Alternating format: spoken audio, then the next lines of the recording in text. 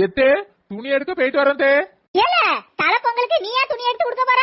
அம்மா அது என்னல ஒரே இழுவையா இருக்கு. தலை பொங்கலுக்கு உன் ஆத்தாக்காரிதான் துணி எடுத்து கொடுக்கணும். என் மொபைலாம் எடுத்து கொடுக்க கூடாது. ஏத்தே சொல்ல வரத கொஞ்சம் காது கொடுத்து கேளுங்களா. எங்க அம்மா தான் ட்ரெஸ் எடுக்க கூட்டாவ, அத போயிட்டு வந்துடும். அதானே பார்த்தேன். உன் ஆத்தாக்காரிய 25,000 ரூபாய்க்கு பட்டு புடவை எடுத்து தர சொல்லு. என் மோவனுக்கு பட்டு வேசி பட்டு சட்டை எடுத்து கொடுக்க சொல்லு. எங்க 2 பேருக்கும் கல்யாணமா நடக்க போகுது. இவ்வளவு விலை கூடனா பட்டு சேலை பட்டு வேஷ்டி சட்டை எல்லாம் எடுக்க சொல்றிய? 5,000 ரூபாய்க்கு ஒரு புடவை எடுத்தா காணாது. என்னது 5,000 ரூபாய்க்கா? என் மொபைலுக்கு 2 வருஷத்துக்கு முன்னாடியே நான் 20,000 ரூபாய்க்கு பட்டு சேலை எடுத்து கொடுத்தேன் தெரியுமா? தெரியுது.